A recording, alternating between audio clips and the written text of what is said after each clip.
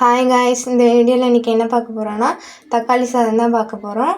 இது வந்து நான் இன்றைக்கி நார்மல் ரைஸில் பண்ண போகிறேன். பாஸ்மதி ரைஸில் பண்ணால் கூட நல்லாவே டேஸ்ட்டாக வரும். அதுக்கு தேவையான வெங்காயம், தக்காளி பொடியாக நறுக்கி எடுத்திருக்கேன். 2 பச்சை மிளகாய் எடுத்திருக்கேன். இப்போ வந்து ஒரு பாத்திரம் எடுத்து பாத்திரத்தில் ஒரு 4 to 5 டேபிள் ஸ்பூன் அளவுக்கு எண்ணெய் சேர்த்து பிரியாணி இலை, பட்டை, கிராம்பு, நட்சத்திர இலை இதெல்லாம் சேர்த்து நல்லா வதக்கிட்டு கொஞ்சமாக ஜீரகம் சேர்த்துக்கிறேன். இது எல்லாம் வதங்கினதுக்கப்புறமா நீங்கள் வந்து வெங்காயம் சேர்த்துக்கலாம்.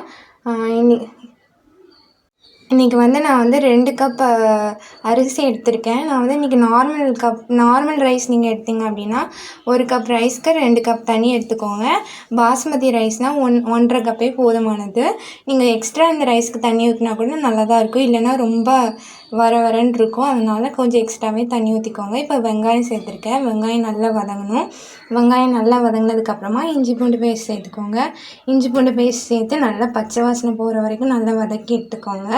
இப்போ வதங்கினதுக்கப்புறமா நம்ம தக்காளி சேர்க்க போகிறோம். தக்காளி சேர்த்து கார மிளகாத்தூள், உப்பு எல்லாம் சேர்த்துக்க போகிறோம். மஞ்சள் வந்து இதுக்கு ரொம்பவே கம்மியாகவே சேர்த்துக்கோங்க, ஏன்னா அந்த தக்காளி சாதத்தோட கலரையே சேஞ்ச் பண்ணி விட்டுரும். தக்காளி சேர்த்துட்டு உப்பு சேர்த்துக்கிற தேவையான அளவு கொஞ்சமாக மஞ்சத்தூள் சேர்த்துக்கிறேன். மஞ்சத்தூள் சேர்த்து நல்லா வதக்கிக்கோங்க. இது நல்லா கிரேவி பதத்துக்கு வரணும், அந்த அளவுக்கு வதக்கி எடுத்துக்கோங்க. இப்போ பார்த்திங்கன்னா நல்லா கிரேவி பதத்துக்கு வந்துட்டு இந்த டைமில் நான் என்ன சேர்க்க போகிறேன்னா கொத்தமல்லி, புதினா சேர்க்க போகிறேன். புதினா நிறைய ஒரு கை அளவு சேர்த்துக்கோங்க. கொத்தமல்லி அதே அளவு சேர்த்துக்கோங்க.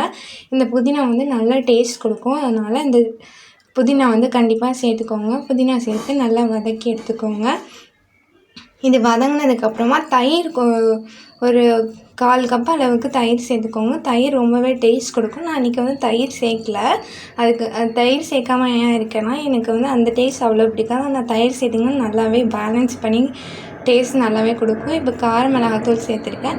நீங்கள் தயிர் சேர்க்கணும்னு ஆசைப்பட்டீங்கன்னா தயிர் சேர்த்துட்டு அதுக்கப்புறமா கார மிளகாத்தூள் சேர்த்துக்கோங்க. இப்போ கொஞ்சமாக தண்ணி சேர்த்து நான் வந்து அந்த கார மிளகாத்தூளோட பச்சை வாசனை போகிற அளவுக்கு நல்லா வதக்கி எடுத்துக்கிறேன். இதுக்கு வெறும் கார மிளகாத்தூள் தான் போடுவோம், வேறு எந்த மசாலாவும் ஆட் பண்ண போகிறதில்ல. அதுவே உங்களுக்கு டேஸ்ட் நல்லா கொடுக்கும். இப்போ பார்த்திங்கன்னா நல்லா கிரேவி பதத்துக்கு வந்துட்டு இந்த டைமில் நான் தண்ணி சேர்த்துருக்கேன். ஆல்ரெடி சொன்ன மாதிரி தான் 1 கப் ரைஸ்க்கு 2 கப் தண்ணி சேர்த்துருக்கேன். ஸோ 2 கப் நான் அரிசி சேர்த்ததுனால 4 கப் தண்ணி சேர்த்துருக்கேன். நீங்கள் வந்து பாஸ்மதி ரைஸாக இருந்தால் 1.5 கப்பே போதுமானது. இப்போ தண்ணி நல்லாவே கொதிச்சுட்டு இந்த ஸ்டேஜில் நான் வந்து அரிசி சேர்த்துக்க போகிறேன். அரிசி நல்லா வடிகட்டி எடுத்துக்கோங்க. அரிசியில் இருக்க தண்ணி மிக்ஸ் ஆச்சுன்னா தண்ணியோட அளவு உங்களுக்கு சரியாக தெரியாது.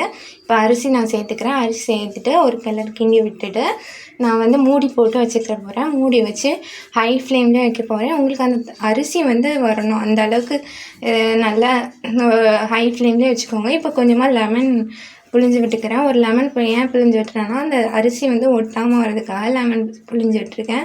இப்போ பார்த்திங்கன்னா உங்களுக்கு வந்து ரைஸ் நல்லாவே தெரியும். நான் இதுக்கு சைட் டிஷ் வந்து கருணக்கிழங்கு ஃப்ரை தான் பண்ணியிருக்கேன். இந்த வீடியோ உங்களுக்கு கருணக்கிழங்கு ஃப்ரை எப்படி ரெசிபி வேணும்னா கமெண்ட் பண்ணுங்கள். இப்போ தம் போட்டு இறக்கிக்கிறேன். இப்போ பார்த்திங்கன்னா நல்லாவே டொமேட்டோ ரைஸ் ரெடி ஆகிடுச்சு. இந்த வீடியோ பிடிச்சுன்னா லைக்